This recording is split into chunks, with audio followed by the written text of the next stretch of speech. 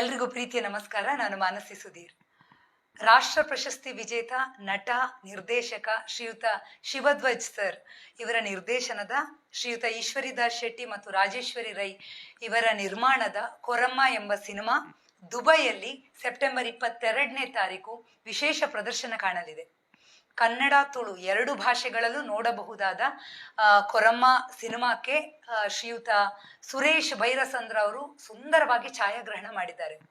ರಂಗಭೂಮಿಯ ಅನೇಕ ನಟ ನಟಿಯರು ಅಮೋಘವಾಗಿ ಅಭಿನಯಿಸಿದ ವಿಭಿನ್ನ ರೀತಿಯ ಕಥಾವಸ್ತುವನ್ನು ಹೊಂದಿರುವಂತಹ ಕೊರಮ್ಮ ಸಿನಿಮಾವನ್ನು ವೀಕ್ಷಿಸಿದ ಸಿನಿ ಪ್ರೇಕ್ಷಕರು ಮನಸಾರೆ ಮೆಚ್ಚಿ ಹರಸಿ ಹಾರೈಸಿ ಇದೊಂದು ಸೂಪರ್ ಹಿಟ್ ತುಳು ಚಿತ್ರ ಎಂದು ಚಪ್ಪಾಳೆ ತಟ್ಟಿದ್ದಾರೆ. ಬೆಂಗಳೂರು ಇಂಟರ್ನ್ಯಾಷನಲ್ ಫಿಲ್ಮ್ ಫೆಸ್ಟಿವಲ್ನಲ್ಲಿ ಸ್ಪೆಷಲ್ ಜೂರಿ ಅವಾರ್ಡ್ ಅನ್ನು ಪಡೆದು ಅಜಂತಾ ಎಲ್ಲೋರ ಇಂಟರ್ನ್ಯಾಷನಲ್ ಫೆಸ್ಟಿವಲ್ ಅಲ್ಲಿ ಕೂಡ ಕೊರಮ್ಮ ಸಿನಿಮಾ ಅಫಿಷಿಯಲ್ ಸಿಲೆಕ್ಷನ್ ಆಗಿದೆ.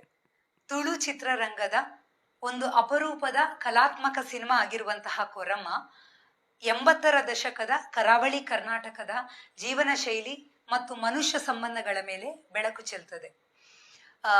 ಜನರ ಅಪೇಕ್ಷೆಯ ಮೇರೆಗೆ ದುಬೈಯಲ್ಲಿ ವಿಶೇಷ ಪ್ರದರ್ಶನ ಕಾಣ್ತಿರುವಂತಹ ಈ ಸಿನಿಮಾವನ್ನು ನಿಮ್ ಜೊತೆ ನೋಡಲು, ನಿಮ್ ಜೊತೆ ಮಾತನಾಡಲು ನಾನು ಕೂಡ ದುಬೈಗೆ ಬರ್ತಾ ಇದ್ದೇನೆ.